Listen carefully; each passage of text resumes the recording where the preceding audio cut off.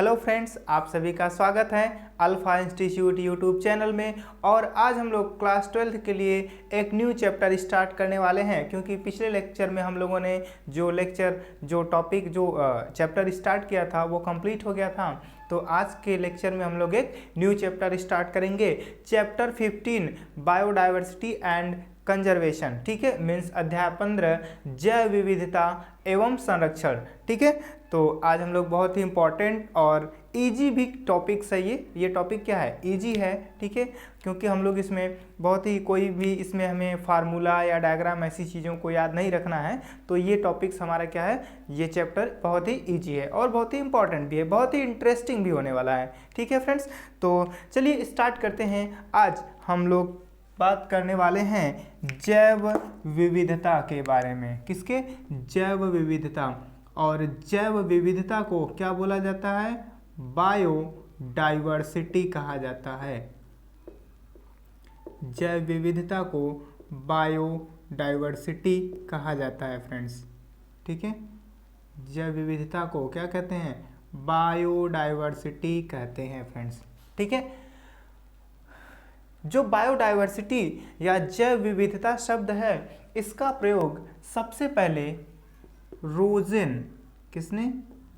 Rosen नाम के वैज्ञानिक ने किया था। किसने किया था? रोजेन ने सबसे पहले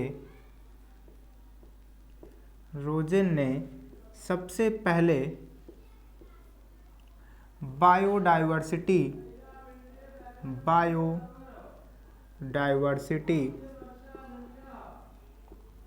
शब्द का प्रयोग किया था। ठीक है, शब्द का प्रयोग किया था। समझ में आया फ्रेंड्स? तो जो ये शब्द है बायोडाइवर्सिटी, इसका प्रयोग सबसे पहले किसने किया था? रोजेन ने किया था। ठीक है, कभी कभी एग्जाम्स में पूछ दिया जाता है कि बायोडाइवर्सिटी शब्द का प्रयोग किसने किया था। वहाँ पे आपके सामने 4 ऑप्शंस रहेंगे, जिसमें से एक ऑप्शन रहेगा रोजेन का। तो रोजेन ने क्या किया था? सबसे पहले बायोडाइवर्सिटी शब्द का प्रयोग किया था फ्रेंड्स। ठीक है, तो अब हम बात करते हैं कि एक्चुअली बायोडाइवर्सिटी होता क्या है। ठीक है, देखिए इसमें 2 शब्द हैं, बायो और डाइवर्सिटी। बायो का मतलब लिविंग से है, जीवों से है, और डाइवर्सिटी मतलब विभिन्नता से है। ठीक है फ्रेंड्स, सॉरी। तो पृथ्वी पे पाए जाने वाली जीवों की संख्या, पृथ्वी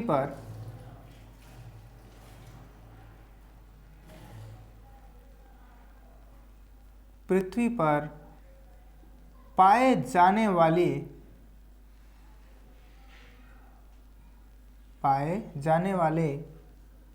जीवों की संख्या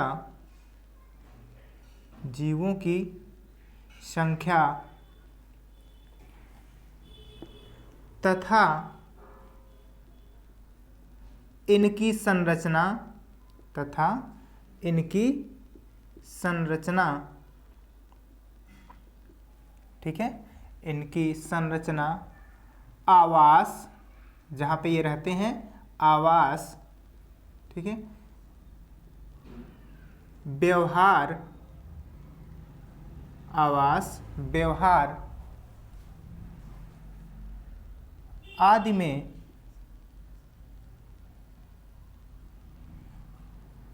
पाए जाने वाली, आदि में, ठीक है,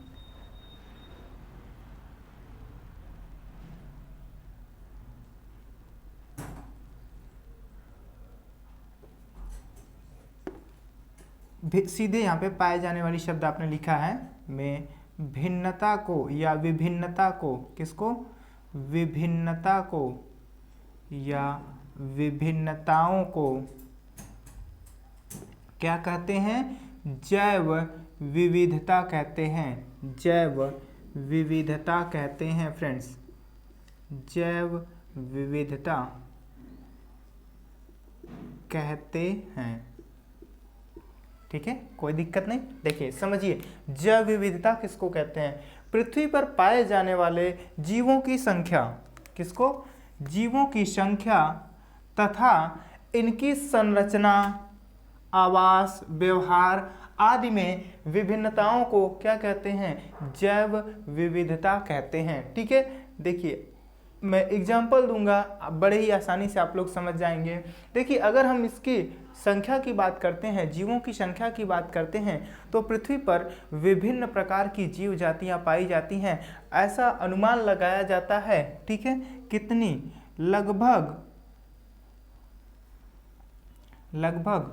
1.7 से लेकर के, ठीक है, 1.8 मिलियन स्पीसीज या जातियां पाई जाती हैं पृथ्वी पर।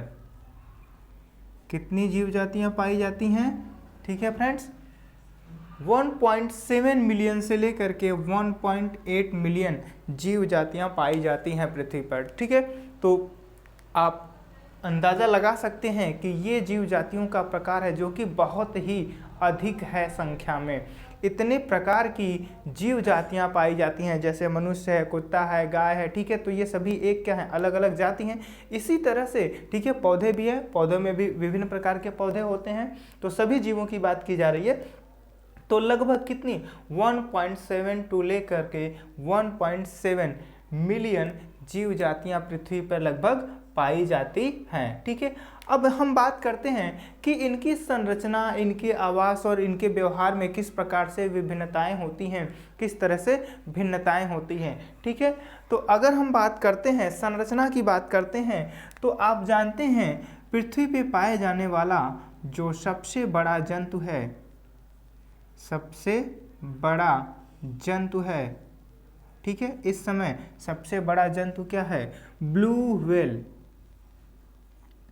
ब्लू व्हेल मछली है। ठीक है, जो कि एक स्तनधारी है और ये कहाँ पे पाई जाएगी? समुद्र में पाई जाएगी। ये मछली नहीं है फ्रेंड्स। ठीक है, और इसकी लंबाई कितनी होती है? लगभग 35 मीटर होती है। कितनी होती है फ्रेंड्स? 35 मीटर होती है। और ये पृथ्वी पे पाए जाने वाला सबसे बड़ा जंतु होता है। ठीक है, जो कि कहाँ पे? समुद्र में पाया जाता है या पाई जाती है, ब्लू व्हेल। ठीक है, और ये ध्यान दीजिएगा, ये मछली नहीं है, ये क्या है? एक स्तनधारी है फ्रेंड्स। ठीक है, तो याद रखेंगे व्हेल मछली क्या होती है? स्तनधारी होती है। तो कभी कभी एग्जाम्स में पूछ दिया जाता है कि व्हेल मछली है या स्तनधारी, तो यह एक स्तनधारी होती है फ्रेंड्स। ठीक है, तो ये सबसे बड़ा जंतु है। अब अगर हम बात करते हैं सबसे छोटे जीव या सबसे छोटी कोशिका की बात, तो पृथ्वी पे पाए जाने वाला जो सबसे छोटी कोशिका है,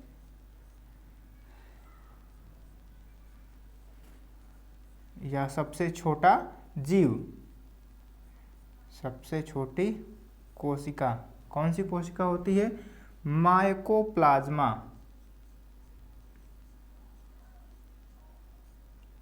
माइकोप्लाज्मा।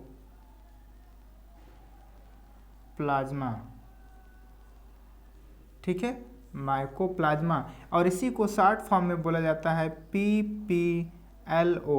ठीक है, क्या बोलते हैं? PPLO। इसका जो व्यास होता है फ्रेंड्स 1.1 क्या होता है? माइक्रोमीटर होता है। ठीक है, ये सबसे छोटी कोशिका होती है या सबसे छोटा जीव होता है फ्रेंड्स।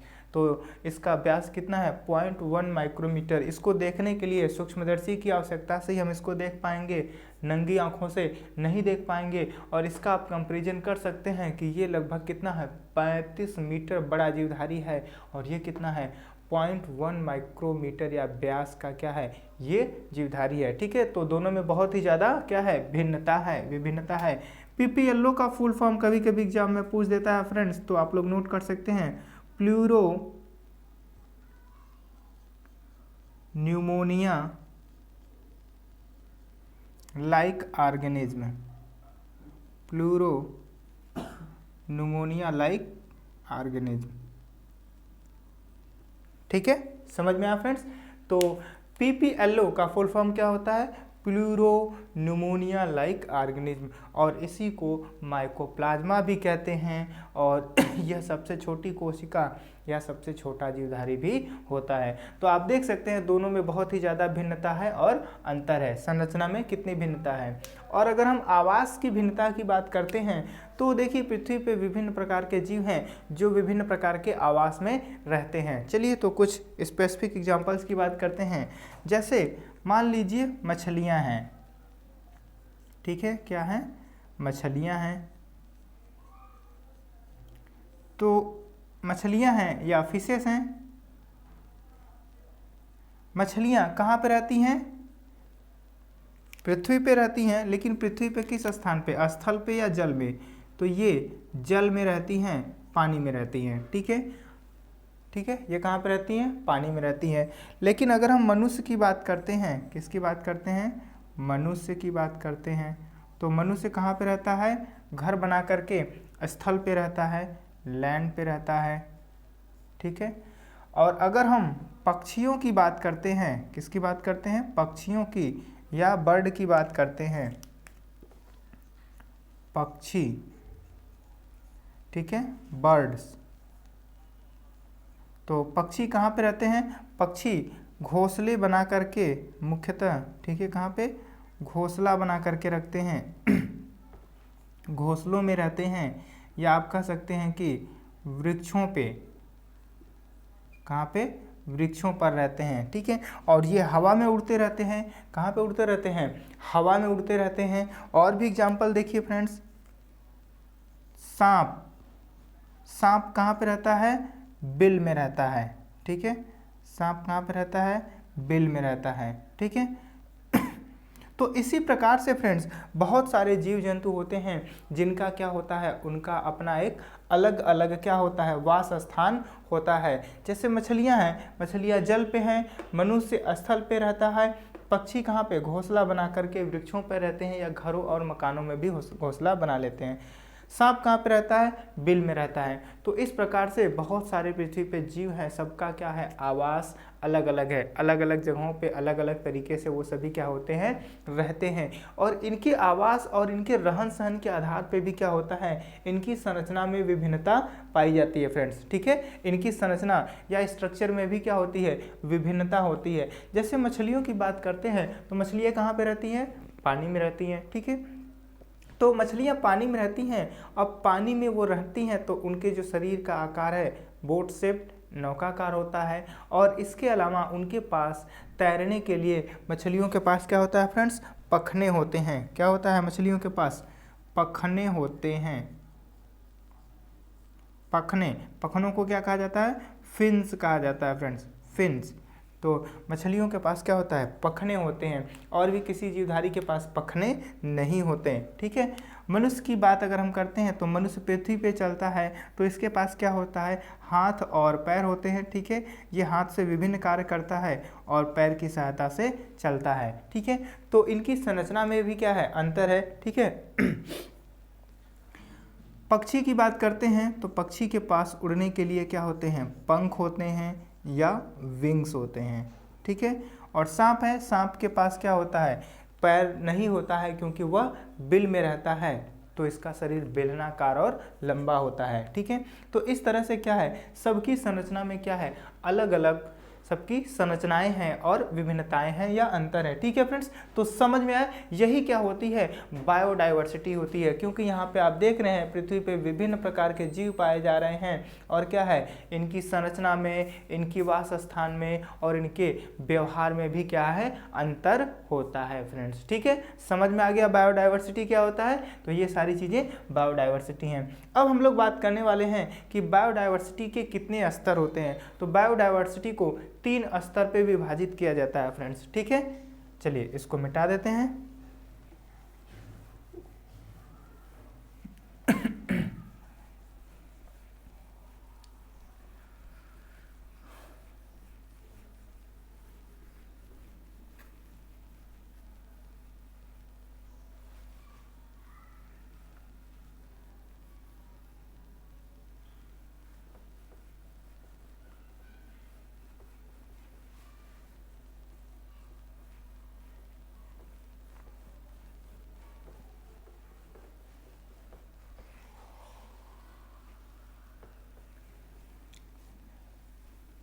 चलिए फ्रेंड्स समझ में आया ना, तो आगे देखिए, बायोडाइवर्सिटी को 3 स्तरों पर क्या किया जाता है, विभक्त किया जाता है। ठीक है, जैव विविधता को 3 स्तरों पर, 3 स्तरों पर विभक्त किया जाता है। 3 स्तरों पर विभक्त या विभाजित किया जाता है। ठीक है, विभाजित किया जाता है। ठीक है, चलिए देखिए फ्रेंड्स, तो 3 लेवल हैं बायोडायवर्सिटी के। कितने लेवल हैं, 3 लेवल हैं। पहला जो लेवल है, पहला जो स्तर है, ठीक है, इसे हम लोग कहते हैं जेनेटिक डाइवर्सिटी या आनुवांशिक विविधता। क्या कहते हैं, आनुवांशिक विविधता।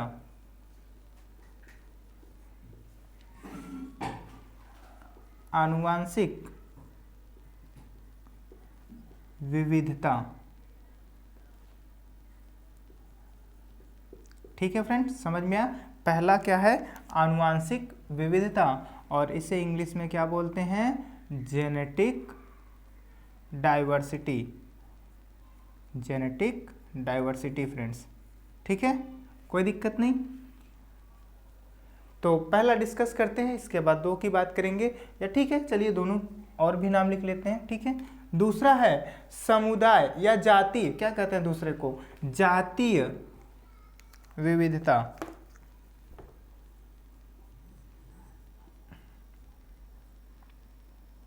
ठीक है, जातीय विविधता। ठीक है, इसे इंग्लिश में स्पीशीज डाइवर्सिटी बोला जाएगा फ्रेंड्स। क्या कहेंगे, स्पीशीज डाइवर्सिटी। ठीक है, देखिए, और तीसरा है समुदाय या पारिस्थितिकीय विविधता। तीसरा क्या है, समुदाय या पारिस्थितिकीय विविधता। समुदाय या पारिस्थितिकीय विविधता। ठीक है, तो ये 3 क्या होती हैं, स्तर होते हैं विविधता के। ठीक है, इसका इंग्लिश होगा फ्रेंड्स कम्युनिटी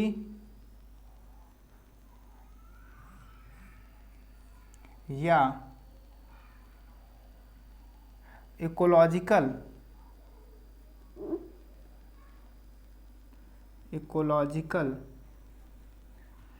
डाइवर्सिटी। ठीक है, ओके। तो ये 3 क्या होते हैं, स्तर होते हैं विविधता के, बायोडाइवर्सिटी के। ठीक है, जैव विविधता के, आनुवांशिक, जाति और समुदाय या पारिस्थितिकी। ठीक है, तो सबसे पहला देखिए जातीय विविधता क्या होती है। ठीक है, जातीय विविधता क्या होती है। देखिए, जातीय विविधता किससे संबंधित है, किसी एक जाति या जो विभिन्न जातियां हैं उनके जीनोम में या जीन्स में क्या होती है, विभिन्नता होती है। ठीक है, सभी जीवों में क्या होता है, आनुवांशिक पदार्थ जीन पाया जाता है, और सभी जीवों में क्या है, जो जीनोम का साइज है वो भिन्न भिन्न है, अलग अलग है, या जीनों की संख्या क्या होती है, भिन्न भिन्न होती है, अलग अलग होती है फ्रेंड्स। ठीक है, तो देखिए यहाँ पे क्या होता है, क्या होता है, जो जाति होते हैं, जो जीव होते हैं, उनके जीनोम में भिन्नता होती है। ठीक है, किसमें, जीवों के जीन या जीनोम से, जीन या जीनोम से क्या होती है, भिन्नता से संबंधित, या जीनोम में भिन्नता होती है। जीनोम में क्या होती है, भिन्नता होती है या विविधता होती है।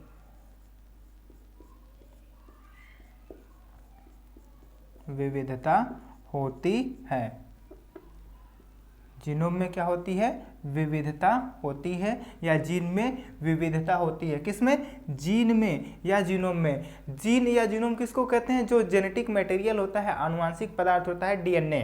ठीक है, डीएनए से ही क्या बनता है? जीन बनता है, और जीन ही क्या होता है? जीन से जीनोम बनता है। ठीक है, तो अब यहाँ पे देखिए, जो हर एक जीवधारी होता है, हर एक जीवधारी के पास उसका अपना एक डीएनए होता है। ठीक है, अगर हम ई कोलाई की बात करते हैं, किसकी बात करते हैं? E coli. ई कोलाई का नाम आप लोगों ने सुना है? ई कोलाई जो जीवाणु होता है, बैक्टीरिया, इसके पास कितने जीन्स होते हैं? इसके पास 3200 जीन, कितने? लगभग 3200 जीन होते हैं। ठीक है, कितने जीन होते हैं? 3200 जीन होते हैं। और अगर हम ड्रोसोफिला की बात करते हैं, किसकी बात करते हैं? ड्रोसोफिला मेलानोगैस्टर। ड्रोसोफिला मेलानोगैस्टर,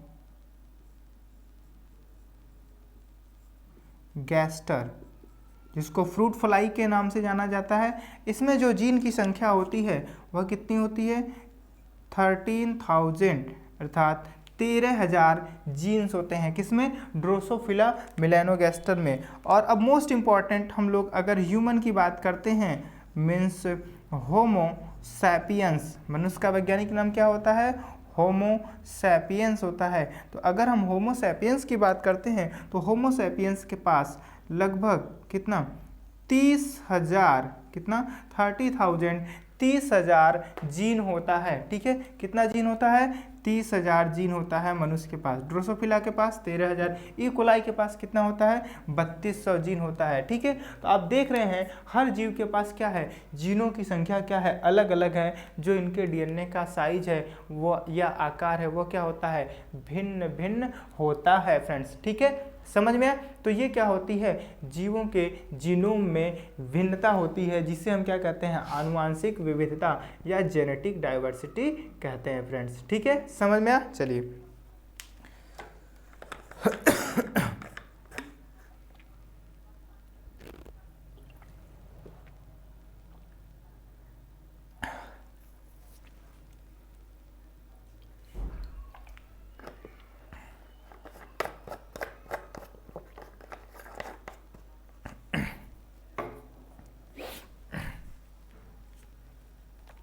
नेक्स्ट देखिए फ्रेंड्स, जातीय विविधता, स्पीसीज डाइवर्सिटी या जातीय विविधता।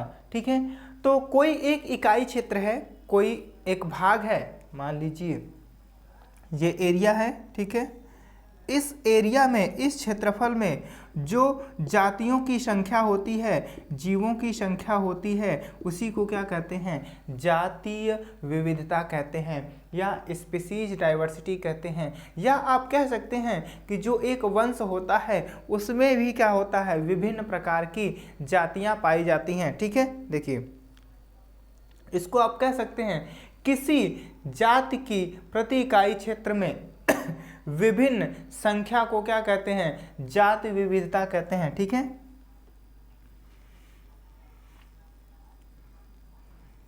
किसी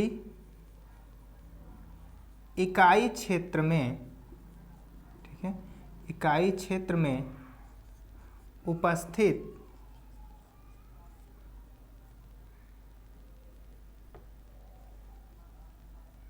उपस्थित जाति की संख्या को, जाति की संख्या को क्या कहते हैं? जातीय विविधता कहते हैं। जातीय विविधता कहते हैं फ्रेंड्स। ठीक है, कोई एक क्षेत्र है और इसमें कितनी जातियां उपस्थित हैं, ठीक है, उसी को क्या कहते हैं? जातीय विविधता कहते हैं। ठीक है, देखिए तो यहाँ पे जो जातियाँ हैं वह किसी एक ही वंश से संबंधित होंगी। ठीक है, मान लीजिए मैं एक एग्जांपल दे रहा हूँ आपके सामने। यहाँ पे देखिए सोलैनम, सोलैनम का नाम सुना है आप लोगों ने? सोलैनम क्या है? एक पौधे का वंश होता है, एक श्रेणी होती है। इसमें बहुत सारी पौधे आते हैं, सोलैनम में जाति आती है। ठीक है, कौन कौन सा देखिए जरा। सोलैनम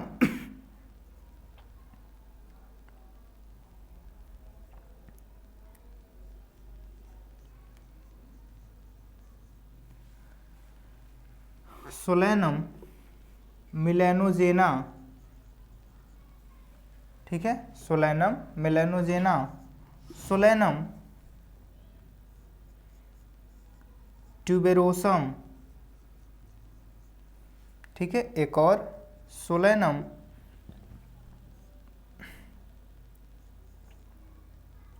लाइको पर्सिकान, सोलैनम लाइको पर्सिकान, ठीक है, सोलैनम नाइग्रम और भी हो सकता है, सोलैनम नाइग्रम। तो ये सभी क्या हैं, सोलैनम की स्पीसीज है, जातियां हैं। जरा ध्यान से देखिएगा यहाँ पे फ्रेंड्स, ये सोलैनम मेलानोजेना बैगन का, किसका, बैगन का साइंटिफिक बोटेनिकल नेम है। ट्यूबेरोसम आलू का बोटेनिकल नेम होता है। लाइकोपर्सिकान टमाटर का बोटेनिकल नेम होता है। और ये नाइग्रम मकोए का, किसका फ्रेंड्स, मकोए का क्या होता है, बोटेनिकल नेम होता है। तो ये जो जातियां आप देख रहे हैं, मेलानोजेना, ट्यूबेरोसम, लाइकोपर्सिकान, नाइग्रम, ठीक है, एक ही वंश या एक ही जाति से संबंधित है सोलैनम, एक ही वंश या एक ही श्रेणी से संबंधित है सोलैनम, ठीक है। तो आप देख रहे हैं कि एक ही जाति में क्या है, एक ही वंश में बहुत सारी जातियां हैं, ठीक है, बहुत सारी डाइवर्सिटीज है। तो इसी को क्या कहा जाता है, जातीय विविधता कहा जाता है, ठीक है, स्पीसीज डाइवर्सिटी कहा जाता है फ्रेंड्स, ठीक है। और इसके बाद नेक्स्ट है समुदाय या पारिस्थितिकीय विविधता। नेक्स्ट क्या है, समुदाय या पारिस्थितिकीय विविधता, ठीक है, इसको कम्युनिटी या इकोलॉजिकल डाइवर्सिटी कहते हैं, ठीक है। अब यहाँ पे हम क्या देखेंगे, मान लीजिए कोई एक कम्युनिटी है, क्या है, कोई एक कम्युनिटी है, कोई एक समुदाय है, जैसे तालाब है कोई, या फिर कोई घास का मैदान है, क्या है, कोई घास का मैदान है, ठीक है, चाहे वो तालाब हो या घास का मैदान हो, या हो सकता है कोई एक फॉरेस्ट है या जंगल है जिसमें क्या है, बहुत सारे ट्री हैं, जिसमें क्या है, बहुत सारे ट्री हैं, ठीक है, वृक्ष हैं। तो अब ये जो समुदाय है, ये जो कम्युनिटी है, ठीक है, अब यहाँ पे क्या होगा, जो विभिन्न प्रकार की जातियाँ पाई जाती हैं समुदाय में, पूरे समुदाय में जो विभिन्नता होती है उसी को क्या कहते हैं, समुदाय या पारिस्थितिकी विविधता, ठीक है। आप क्या कहेंगे यहाँ पे, किसी समुदाय में, किसी समुदाय में, समुदाय का मतलब कम्युनिटी, किसी समुदाय में जीवों की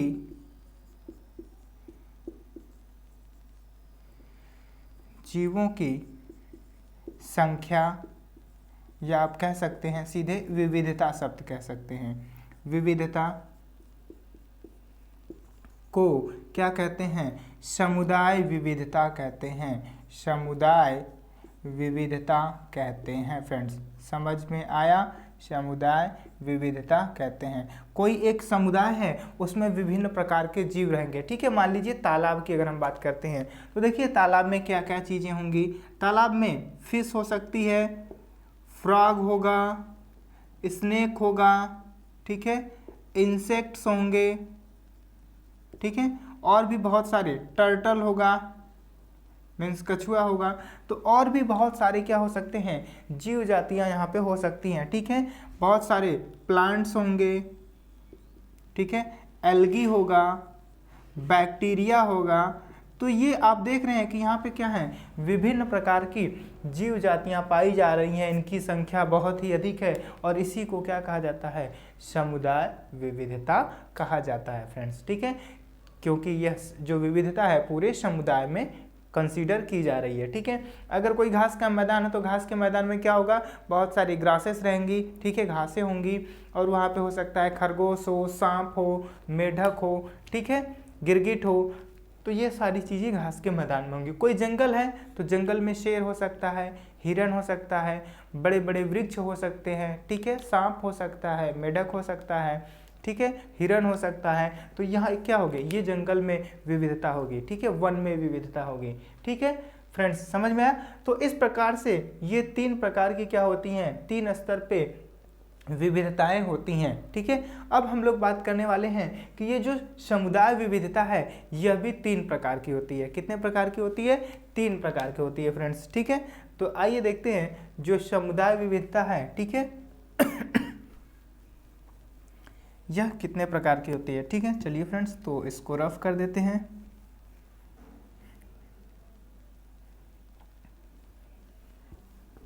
यहाँ तक ठीक है। देखिए, जो समुदाय विविधता है यह 3 प्रकार की होती है।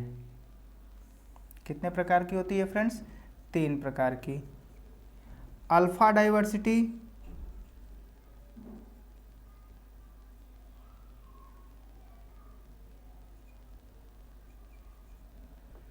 Beta diversity,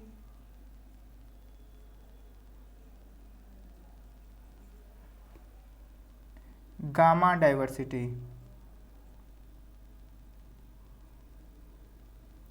alpha diversity, beta diversity, gamma diversity. ठीक है फ्रेंड्स, तो ये 3 प्रकार की क्या होती हैं? डाइवर्सिटी होती है, विभिन्नताएं होती हैं। किसमें? समुदाय में। जो समुदाय विभिन्नता है इसमें 3 प्रकार हैं, अल्फा, बीटा और गामा। ठीक है फ्रेंड्स, तो अब जरा इसको ध्यान से समझिएगा, ये इंपॉर्टेंट है और ये कॉम्पिटिटिव एग्जाम्स में आपके पूछ दिए जाते हैं कि अल्फा डाइवर्सिटी क्या होती है, बीटा डाइवर्सिटी क्या होती है, या गामा डाइवर्सिटी क्या होती है। ठीक है, तो जरा देखिएगा यहाँ पे अल्फा डाइवर्सिटी, यहाँ पे जब हम बात करते हैं तो ये डाइवर्सिटी केवल किसी एक समुदाय से संबंधित होती है। ठीक है, किसी एक समुदाय में उपस्थित डाइवर्सिटी को क्या कहते हैं? अल्फा डाइवर्सिटी कहते हैं। ठीक है,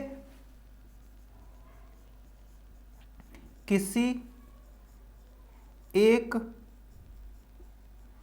समुदाय, समुदाय मतलब कम्युनिटी, समुदाय की विविधता।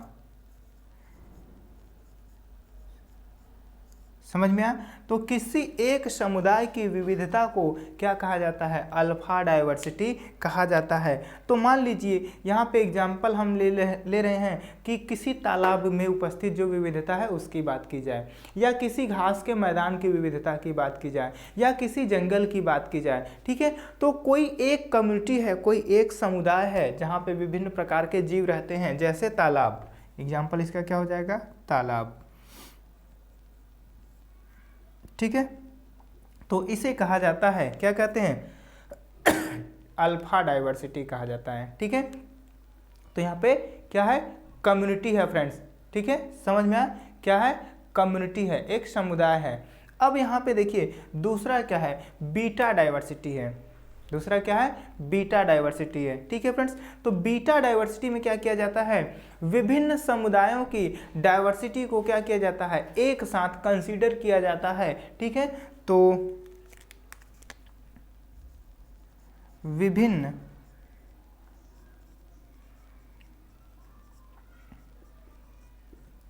समुदाय की विविधता, विभिन्न समुदाय की विविधता।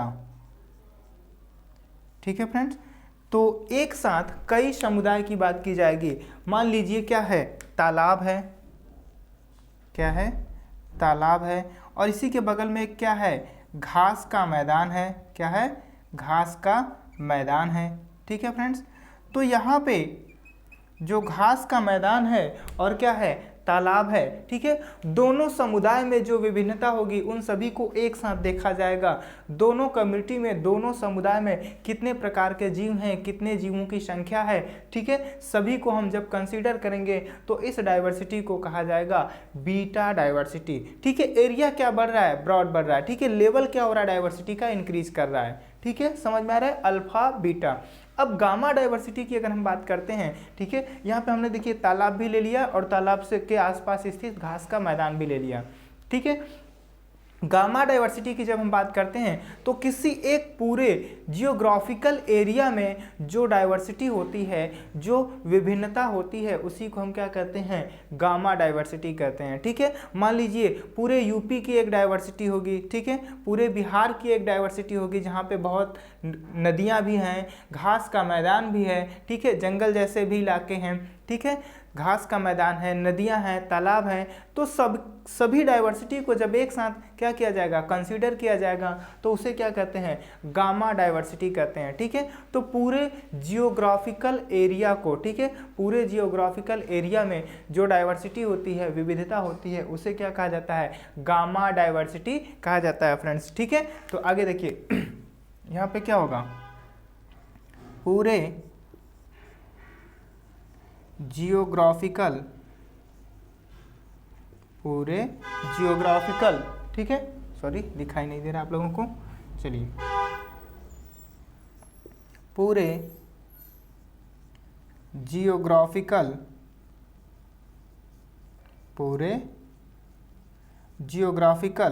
ठीक है, दिखाई दे रहा है, पूरे जियोग्राफिकल एरिया में या क्षेत्र में विविधता को, ठीक है, चलिए आप लोग विविधता समझ जाएंगे, आगे विविधता लिखा है, तो पूरे जियोग्राफिकल क्षेत्र में जो विविधता होती है उसे क्या कहा जाता है, गामा डाइवर्सिटी कहा जाता है फ्रेंड्स। ठीक है, समझ में आया। तो इस तरह से समुदाय जो डाइवर्सिटी होती है, विविधता होती है, इसमें 3 प्रकार की डाइवर्सिटी है, अल्फा डाइवर्सिटी, बीटा और गामा डाइवर्सिटी। ठीक है, समझ में आ गया। चलिए नेक्स्ट अब हम लोग बात करने वाले हैं जाति विविधता के प्रतिरूप, जाति विविधता के प्रतिरूप। ठीक है फ्रेंड्स, इस सबको मिटा दिया जाए। चलिए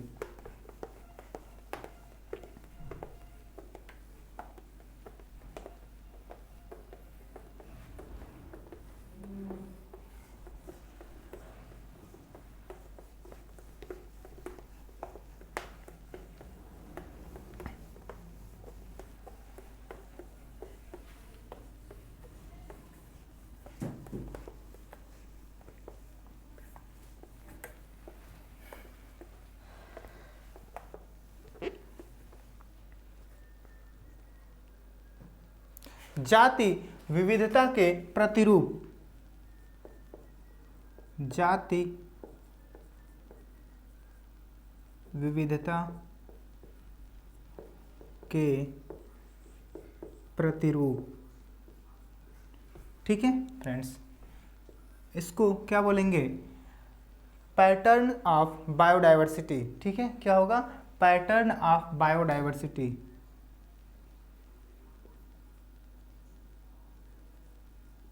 या आप कह सकते हैं कि मैग्नीट्यूड ऑफ बायोडाइवर्सिटी, या क्या कह सकते हैं, पैटर्न ऑफ बायोडाइवर्सिटी। ठीक है,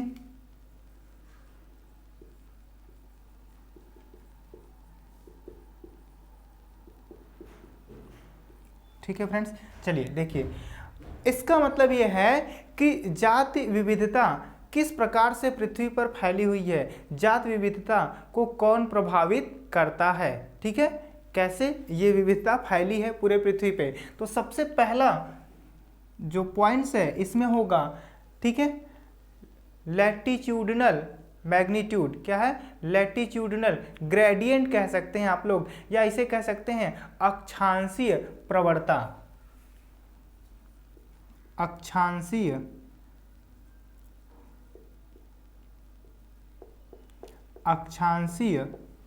प्रवणता। ठीक है, इसे फ्रेंड्स लैटिट्यूडिनल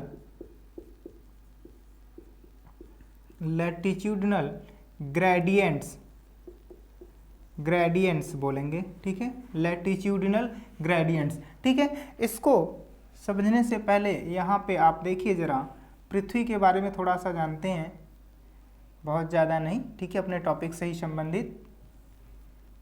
तो ये है पृथ्वी, क्या है, मान लीजिए ये गोल है पृथ्वी, पृथ्वी कैसी है, लगभग गोल है। तो अब यहाँ पे देखिए इसके बीचों बीच, ठीक है, इसके बीचों बीच जो एक काल्पनिक रेखा होती है, ठीक है, 0 डिग्री सेंटीग्रेड पे, कहाँ पे, 0 डिग्री सेंटीग्रेड पे मध्य में जो काल्पनिक रेखा होती है, इस रेखा को क्या कहते हैं फ्रेंड्स, इस रेखा को कहा जाता है भूमध्य रेखा, या इसी को विषुवत रेखा भी कहते हैं फ्रेंड्स, विषुवत रेखा कहते हैं। ठीक है, और विषुवत रेखा से, ठीक है, कितना, विषुवत रेखा से लगभग 23.5, कितना, 23.5 डिग्री, यहां से लेकर के यहां पे 23.5 डिग्री,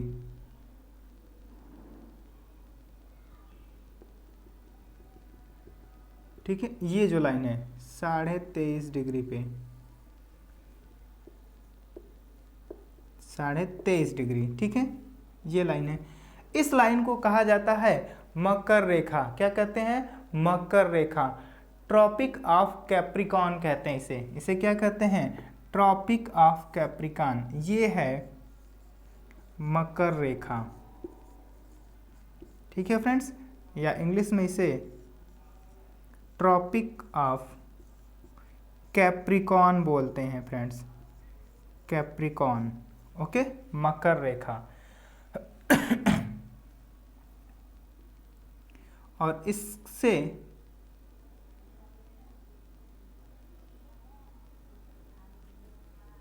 थोड़ा सा और नीचे साउथ की तरफ, ठीक है, जो भूमध्य रेखा है इससे 6.5,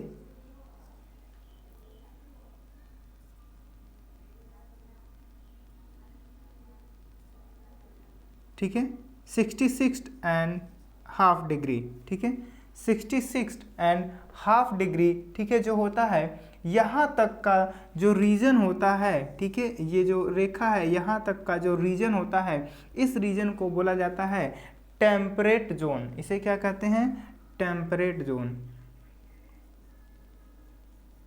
टेम्परेट जोन कहते हैं, ठीक है, इसके और इसके बीच का जोन। अब ऊपर की तरफ देखिए फ्रेंड्स, 0 डिग्री सेंटीग्रेड से कितना, 23.5 डिग्री पर ये जो लाइन होती है, इस लाइन को, इस रेखा को क्या कहते हैं? कर्क रेखा कहते हैं फ्रेंड्स, कर्क रेखा कहते हैं, ठीक है।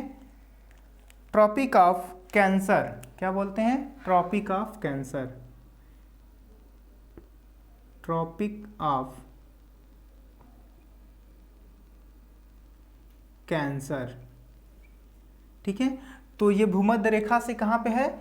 ट्रॉपिक ऑफ कैंसर नॉर्थ में है, और ट्रॉपिक ऑफ कैप्रिकॉन कहाँ पे है? साउथ में है, नीचे की तरफ। तो फिर यहाँ से आप देख सकते हैं 66.5 डिग्री सेंटीग्रेड, ठीक है, 66.5 डिग्री पे, ठीक है, 66.5 डिग्री तक, ठीक है, ये जो रीजन होता है इसको बोला जाता है टेम्परेट जोन। तो यहाँ पे 2 टेम्परेट जोन, एक नॉर्थ साइड में और एक साउथ साइड में टेम्परेट जोन मिलता है। बीच का जो रीजन होता है ये ट्रॉपिकल रीजन कहलाता है। कैसा रीजन है? ट्रॉपिकल रीजन होता है, ठीक है फ्रेंड्स। तो यहाँ पे देखिए जो डाइवर्सिटी है, ठीक है, जो लैटिट्यूडिनल ग्रेडियंट है, ये कैसे काम करता है, यहाँ पे किस प्रकार से विविधता होती है फ्रेंड्स, ठीक है।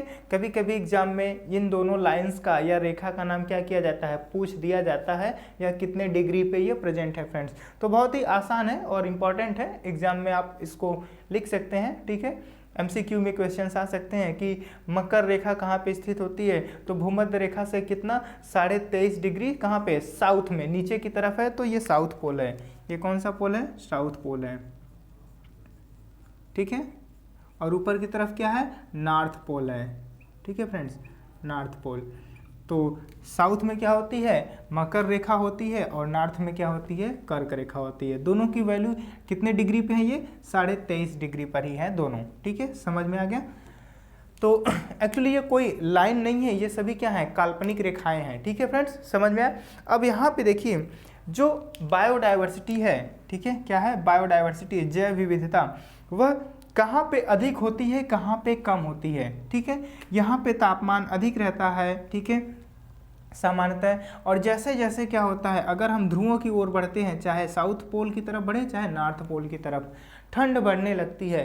तो जैसे जैसे हम पोलर रीजन की तरफ जाते हैं, ठीक है, कहाँ से? भूमध्य रेखा से, भूमध्य रेखा से, ठीक है, कहाँ पे? ध्रुवों की ओर जाने पर क्या होता है? ध्रुवों की ओर जाने पर जैव विविधता क्या होगी, बढ़ेगी कि घटती है? जैव विविधता घटती है। ठीक है, जैव विविधता क्या होती है? घटती है। ठीक है फ्रेंड, समझ में आया? देखिए जैसे जैसे हम क्या करेंगे, यहाँ से ऐसे नीचे आए या यहाँ से हम ऊपर जाएं, क्या होगी? जैव विविधता घटती है। तो सबसे ज़्यादा जैव विविधता कहाँ पे होगी? इसी ट्रॉपिकल रीजन में क्या होगी? भूमध्य रेखा के पास क्या होती है? जैव विविधता होती है। फिर जब हम पोलर रीजन की तरफ जाएंगे तो जीवों की संख्या या वैरायटी क्या होती है? घटने लगती है फ्रेंड्स। ठीक है, समझ में आया? तो ये होता है अक्षांशीय प्रवणता, लैटिट्यूडिनल ग्रेडियंट। ठीक है, दूसरा देख लीजिए फ्रेंड्स। ठीक है, तुंगीय प्रवणता। नेक्स्ट क्या है? तुंगीय प्रवणता। इसको हम कह सकते हैं एल्टीट्यूडिनल ग्रेडियंट, एल्टीट्यूडिनल ग्रेडियंट्स फ्रेंड्स। ठीक है, देखिए तुंगी प्रवणता क्या होती है? जब क्या करते हैं हम पठारी भाग से पहाड़ों पे या मैदानी भाग से पहाड़ों पे ऊंचाई पे जाते हैं तो एल्टीट्यूड बदलता है, हाइट पे जाते हैं। ठीक है, तो जब क्या होता है हम कहाँ से, मैदानी भाग से अगर हम देखें मैदानी भाग में, तो मैदानी भाग में क्या होता है? जैव विविधता अधिक होती है। ठीक है, मैदानी भाग से पहाड़ों पर, कहाँ पे? पहाड़ों पर जाने पर, पहाड़ों पर जाने पर क्या होगी? जैव विविधता घटने लगती है। जैव विविधता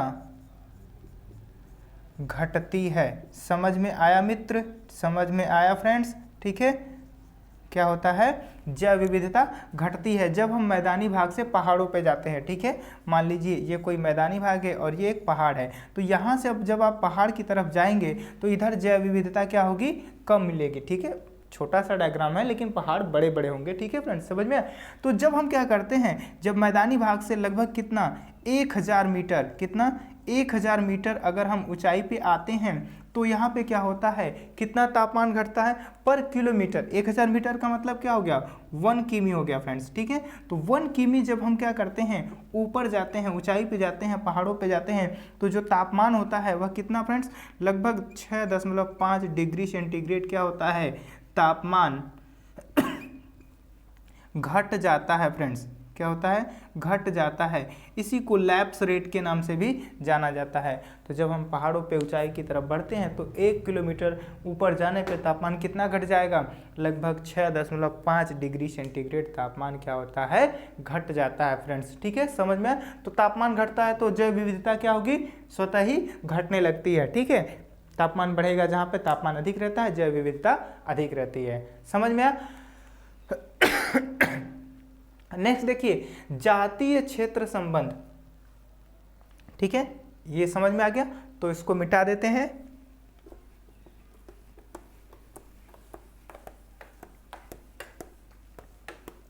चलिए, आप लोग बड़े ही अच्छे स्टूडेंट हैं, आसानी से समझ जाते हैं बातों को, और आप लोग रिवीजन थोड़ा अच्छे से किया कीजिए। बायोलॉजी में रिवीजन बहुत ज़रूरी होता है। ठीक है, अगर रिवीजन नहीं करेंगे तो आपको एग्जाम्पल नहीं याद होगा, आपको नाम नहीं याद होंगे क्योंकि डिफ़िकल्ट नेम होते हैं। ठीक है, देखिए तीसरा पॉइंट है। ठीक है, जातीय क्षेत्र संबंध, जातीय क्षेत्र संबंध। ठीक है, species area relation, species area relation, species area relation friends. ठीक है, देखिए क्या होता है, जहां पर भी रहने के लिए स्थान पर्याप्त हो, एरिया क्या हो? बड़ा हो, सीमित असीमित संसाधन हो। ठीक है, खाने के लिए उनके पास भोजन उपलब्ध हो, पीने के लिए पानी उपलब्ध हो, रहने के लिए वास स्थान उपलब्ध हो, एरिया क्या हो? बड़ा हो। तो जब एरिया बड़ा होगा, ठीक है, क्षेत्र बड़ा होगा, तो वहाँ पे जाति की विभिन्नता क्या होगी? अधिक होगी। और जब एरिया कम होगा तो वहाँ पे जाति विभिन्नता क्या होती है? कम होती है। ठीक है, क्या होता है, जाति विभिन्नता कम होती है फ्रेंड्स। ठीक है, तो जरा देखिएगा, मान लीजिए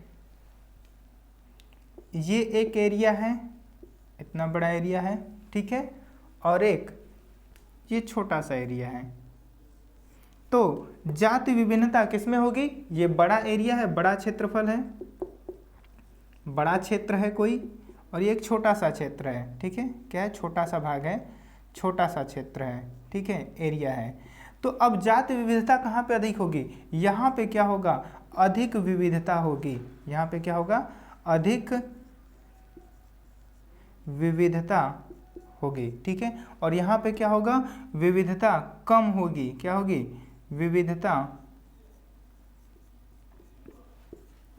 कम होगी, यहाँ पे जीवों की संख्या कम मिलेगी, यहाँ पे जीवों की संख्या क्या होगी, अधिक मिलेगी फ्रेंड्स। ठीक है, समझ में आया, क्या होगी, यहाँ पे जीवों की संख्या अधिक होगी और यहाँ पे जीवों की संख्या कम होगी फ्रेंड्स। ठीक है, नेक्स्ट देखिए अगर हम इसको ग्राफ पे रिप्रेजेंट करना चाहें तो हमें क्या होगा, एक सीधी लाइन मिलेगी। ठीक है, यहाँ पे क्या है, ये एरिया है और इस पे क्या है, स्पीसीज डाइवर्सिटी है, स्पीसीज डाइवर्सिटी है फ्रेंड्स। ठीक है, तो जैसे जैसे हम क्या करेंगे, एरिया बढ़ाएंगे, स्पीसीज का डाइवर्सिटी भी क्या होता है, इंक्रीज होता जाता है, तो इसलिए हमें यहाँ पे क्या मिलती है, एक सीधी लाइन मिलती है फ्रेंड्स। ठीक है, तो क्या होगा, जो एरिया बड़ा होगा वहाँ पे जैव विविधता या डाइवर्सिटी क्या होगी, अधिक होती है, और जो एरिया क्या होता है, छोटा होता है, वहाँ पे क्या होता है, विविधता कम होती है फ्रेंड्स। ठीक है, समझ में आया, चलिए, तो बहुत ही आसान है।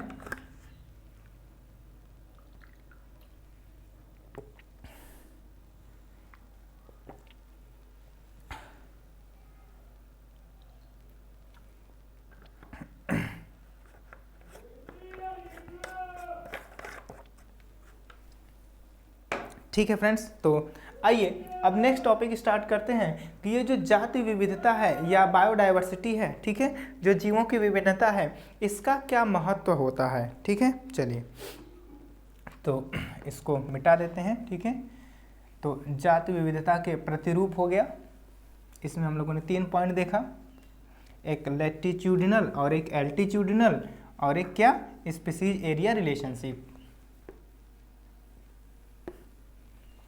चलिए,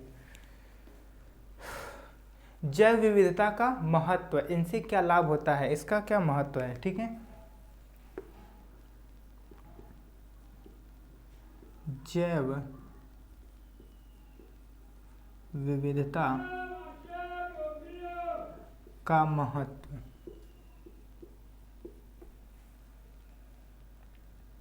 ठीक है, क्या इम्पोर्टेंस है। चलिए, तो सबसे पहली बात ये कि कोई समुदाय है, कोई कम्युनिटी है, क्या है, कोई समुदाय है और या कोई कम्युनिटी है, तो वहाँ पे विभिन्न प्रकार के जीव हैं। जैसे मान लीजिए कोई घास का मैदान है, क्या है, घास का मैदान है,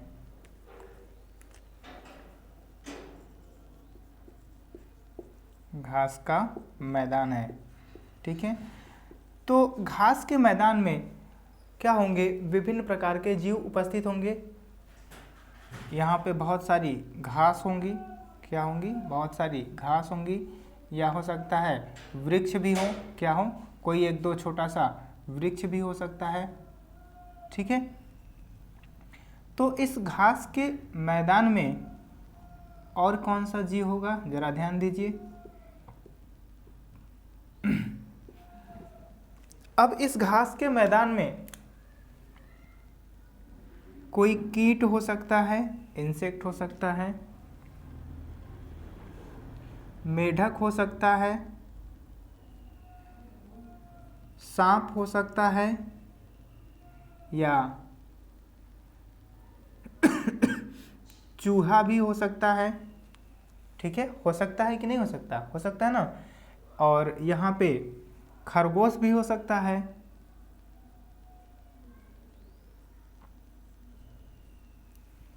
ठीक है, क्या हो सकता है, खरगोश हो सकता है, और यहाँ पे मान लीजिए गिरगिट या और भी बहुत सारे, ठीक है, जंतु हो सकते हैं। ठीक है, अब अगर यहाँ पे देखिए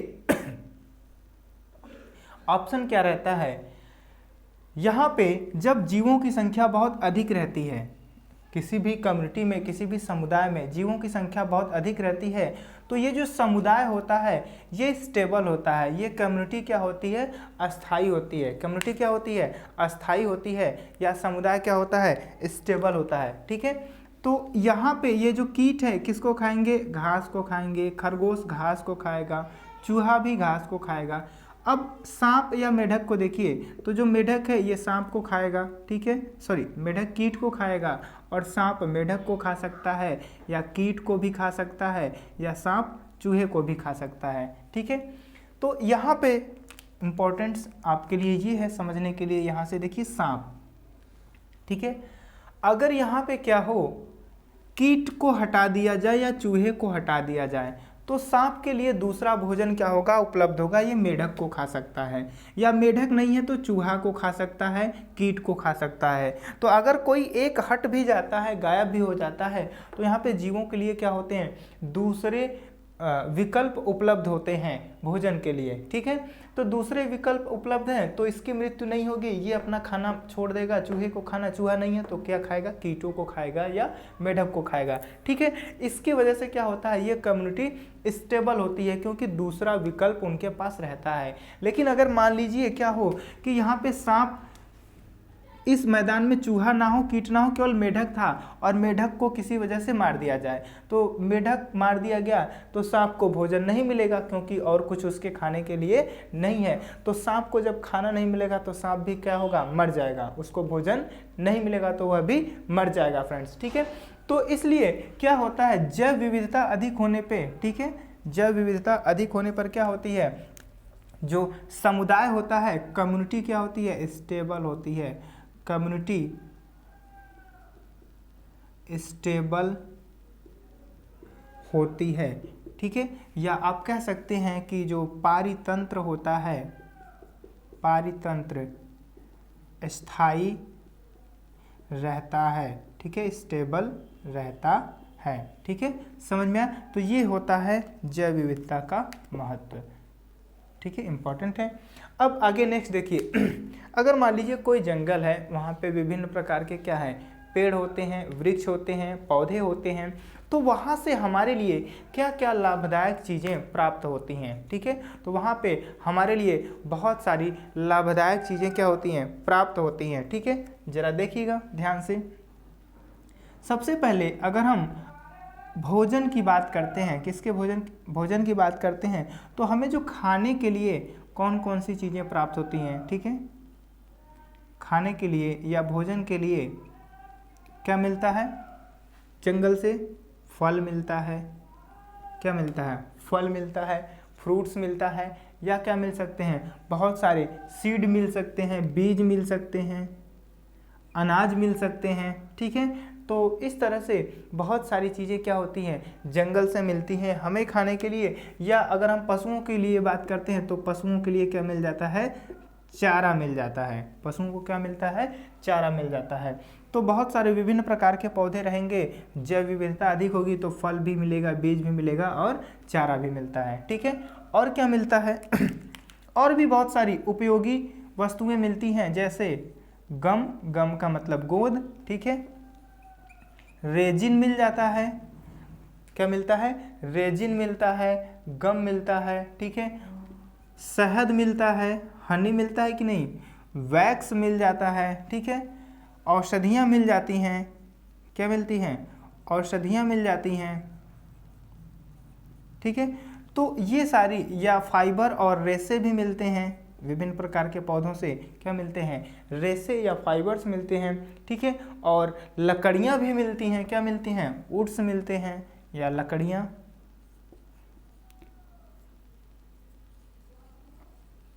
तो लकड़ियाँ कई प्रकार की हमें मिल सकती हैं, अगर सूखी लकड़ियाँ हैं तो वो जलाने के काम में आ जाएंगी।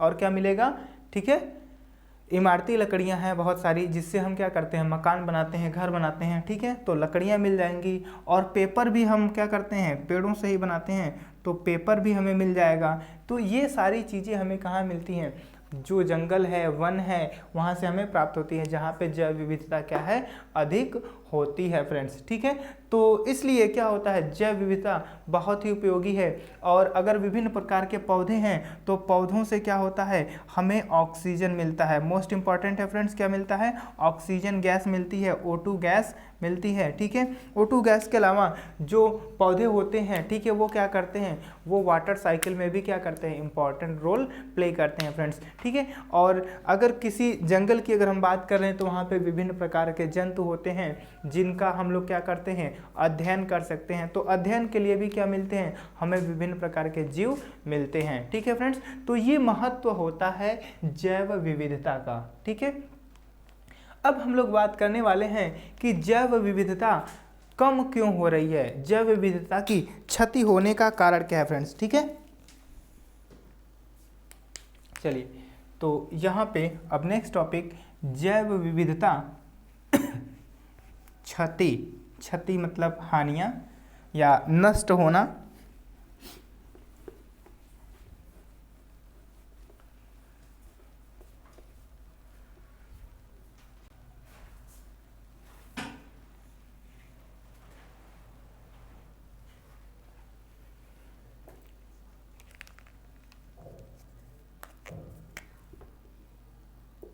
जैव विविधता की क्षति, ठीक है, किस प्रकार से जैव विविधता क्या हो रही है, घट रही है या नष्ट हो रही है। तो इसके कुछ बहुत ही प्रमुख कारण हैं जिन कारणों से क्या हो रही है, जैव विविधता नष्ट हो रही है या घट रही है या इनकी क्षति हो रही है फ्रेंड्स। ठीक है, तो सबसे इम्पॉर्टेंट या जो पहला पॉइंट है ये क्या है, इनके आवास का क्या होना, नष्ट होना। ठीक है, जो जीव हैं, जीवों के आवास का क्या होना, नष्ट होना या हैबिटेट डिस्ट्रक्शन। ठीक है, आवास क्षति। ठीक है, आवास की क्षति हो रही है या इसको क्या कहेंगे, हैबिटेट डिस्ट्रक्शन। जो विभिन्न प्रकार के जीव हैं उनका आवास क्या हो जा रहा है, नष्ट हो जा रहा है, जिससे वो जीव क्या हो जा रहे हैं, नष्ट हो जा रहे हैं या विलुप्त हो जा रहे हैं। ठीक है, तो एग्जाम्पल के लिए आप बड़ा ही आसान सा एग्जाम्पल ले सकते हैं, मनुष्य। मनुष्य की आबादी क्या हो रही है, प्रतिदिन बढ़ती जा रही है और मनुष्य को रहने के लिए स्थान चाहिए और खाने के लिए भोजन चाहिए। ठीक है, क्या चाहिए, भोजन चाहिए और रहने के लिए स्थान चाहिए। तो मनुष्य क्या करता है, जंगलों को काटता रहता है और वहाँ पे अपने घर बनाते रहता है या खेती करने लगता है। ठीक है, या पेड़ों को काट करके उनसे पेपर बनाता है मनुष्य। तो अब इसके कारण ये क्या करता है, जो नेचुरल हैबिटेट्स हैं, प्राकृतिक आवास है, उनको मनुष्य नष्ट करता जा रहा है हमेशा, धीरे धीरे बहुत ही तीव्र गति से जंगल नष्ट हो रहे हैं। और जो भी तालाब हैं आसपास, आपने देखा होगा पहले कि आपके गांव में, सभी के गांव में कम से कम 1 या 2 तालाब जरूर थे। अब वो तालाब क्या होते हैं, वहाँ पे मिट्टी से उन तालाब को पाट दिया जाता है या भर दिया जाता है और उस पर एक नई बड़ी सी बिल्डिंग बना दी जाती है, एक या घर बना दिया जाता है रहने के लिए। तो प्राकृतिक आवासों को क्या कर रहा है, मनुष्य नष्ट करता जा रहा है। ठीक है, जो जीव हैं, जीवों के आवास को नष्ट करता जा रहा है, वहाँ पे हाउस होल्डिंग कर रहा है, फार्मिंग कर रहा है, जिसके कारण वहाँ के जो जीव हैं वो क्या हो जा रहे हैं, नष्ट हो जा रहे हैं या विलुप्त हो जा रहे हैं। अगर आप किसी तालाब में घर बना लेते हैं तो क्या होगा, तालाब को पाट करके तालाब में नहीं बनाएंगे घर, ठीक है, मतलब मिट्टी भर के, तो वहाँ पे क्या होगा, उस तालाब में जो भी सांप हैं, पौधे हैं, ठीक है, कीड़े मकोड़े हैं या जो भी जीव हैं, सभी जीव क्या होंगे, नष्ट हो जाएंगे। अगर आप किसी जंगल को काट रहे हैं तो वहाँ पे जो भी जीव हैं, ठीक है, वो जीव भी क्या होंगे, वहाँ से नष्ट हो जाएंगे, गायब हो जाएंगे या विलुप्त हो जाएंगे फ्रेंड्स। ठीक है, तो ये बहुत ही इंपॉर्टेंट और प्रमुख कारण है आवास की क्षति। ठीक है, समझ में आया। नेक्स्ट कारण देखिए क्या है, नेक्स्ट कारण क्या है, ठीक है, नेक्स्ट कारण है हंटिंग या शिकार करना या अतिदोहन। ठीक है, चलिए सबसे पहले हंटिंग की बात कर लेते हैं। हंटिंग या शिकार करना मतलब उनको मार देना, ठीक है, जान से मार देना। तो मनुष्य क्या करता है, अपने मनोरंजन की हेतु के लिए, ठीक है, मनोरंजन के लिए क्या करता है, वो जानवरों को शूट कर देता है, ठीक है। जंगल में लोग जाते हैं गन लेकर के, बंदूक लेकर के क्या करते हैं, ठीक है, हिरन को या खरगोश को क्या करते हैं, शूट करते हैं, ठीक है। या फिर आप क्या करते हैं, तालाब में या नदियों में क्या करते हैं, मछली मारने के लिए, फिशिंग करने के लिए जाते हैं लोग, बड़े ही शौक से टूर पे जाते हैं, तो वहाँ पे क्या करते हैं, अगर नदियाँ हैं या तालाब हैं तो वहाँ पे वो फिशिंग करते हैं, ठीक है, बड़ा ही मज़ा आता है। तो इसके कारण क्या होता है, हंटिंग की वजह से क्या हो रहा है, लोग क्या कर रहे हैं, जीवों को मार रहे हैं, जीव नष्ट हो रहे हैं। या और भी कारण है, जैसे जो लोग मनुष्य हैं वो क्या करते हैं, औषधि के लिए या फिर ज्वेलरी के लिए, जैसे हाथी है, हिरन है या शेर है, ऐसे जंतुओं की खाल प्राप्त करने के लिए या सूंड प्राप्त करने के लिए, ठीक है, या कोई अंग दूसरा पार्ट प्राप्त करने के लिए क्या करते हैं, जंतुओं को मार देते हैं। तो क्या होता है, वो जंतु मृत हो गया, उसकी आबादी क्या होती है, धीरे धीरे घटती चली जाती है, ठीक है। हाथियों की संख्या भी धीरे धीरे क्या हो रही है, कम होती चली जा रही है, ठीक है, क्योंकि हाथियों का भी क्या किया जा रहा है, शिकार किया जा रहा है, ठीक है फ्रेंड्स, समझ में। और हाथी के जो दांत होते हैं, ठीक है, बड़े बड़े जो दांत होते हैं वो क्या किए जाते हैं, उससे ज्वेलरी बनाई जाती है, ठीक है फ्रेंड्स। तो इसलिए मनुष्य क्या करता है, हंटिंग करता है, जिससे क्या हो रहा है, जैव विविधता घटती चली जा रही है फ्रेंड्स, ठीक है। नेक्स्ट थर्ड, अतिदोहन, अतिदोहन, ठीक है, या एक्सप्लॉयटेशन, इसको क्या कहते हैं, एक्सप्लॉयटेशन या अतिदोहन। क्या होता है फ्रेंड्स, देखिए, अति का मतलब होता है अधिक, दोहन का मतलब उपयोग करना, ठीक है। तो कोई भी ऐसे संसाधन है, ठीक है, मान लीजिए कोई भी जंतु है, मछली है या कोई भी पौधा है, वो जिस अनुपात में उत्पन्न हो रहे हैं उससे अधिक हम क्या करें, अगर हम उनका उपयोग करें, उनका शिकार करें, उनको मारें, उनका यूज करें, तो यही प्रक्रिया क्या कहलाती है, अतिदोहन कहलाती है, ठीक है। जिस अनुपात में वो निर्मित हो रहे हैं उससे अधिक हम क्या करने लगे, उनका यूज करने लगे, अतिदोहन करने लगे। तो अतिदोहन से क्या होता है, सभी जीव क्या होंगे, नष्ट हो जाएंगे। अगर हम गंगा जी से हमेशा केवल मछलियों को निकालते रहें, बड़ी छोटी मछलियां सबको निकाल लें, तो क्या होगा, मछलियां समाप्त हो जाएंगी। क्या किया जाता है, केवल बड़ी मछलियों को निकाला जाता है, छोटी मछलियों को वहाँ पर छोड़ दिया जाता है कि वो बढ़ जाएँ, ठीक है। तो एक अनुपात में ही क्या किया जाता है, मछलियों को निकाला जाएगा तो मछलियाँ वहाँ पे हमेशा बनी रहेंगी। लेकिन अगर क्या करेंगे, अच्छे से फिशेस को अगर आप क्या करें, पकड़ लें, सारी मछलियों को निकाल देंगे तो मछलियाँ नष्ट हो जाएंगी, समाप्त हो जाएंगी फ्रेंड्स, ठीक है। इसी तरह से अतिदोहन करने से क्या होता है, जो बायोडाइवर्सिटी है या जीवों में विविधता है वो क्या होती है, घटती जाती है या नष्ट हो जाती है या समाप्त भी हो सकती है, ठीक है। तो जैसे गौरैया है, इसका भी क्या हो गया है, एक्सप्लॉयटेशन हो रहा है, ठीक है। तो ये भी क्या हो रही है, कम हो रही है। और भी ऐसे बहुत सारे जंतु हैं या पौधे हैं जिनके एक्सप्लॉयटेशन से उनकी संख्या क्या हो रही है, घटती चली जा रही है, ठीक है फ्रेंड्स, समझ में आया। तो नेक्स्ट अतिदोहन हो गया। नेक्स्ट फोर्थ, विदेशी जातियों का अतिक्रमण, विदेशी जातियों का अतिक्रमण, ठीक है। तो इसका बेस्ट एग्जांपल मछलियों से आप ले सकते हैं।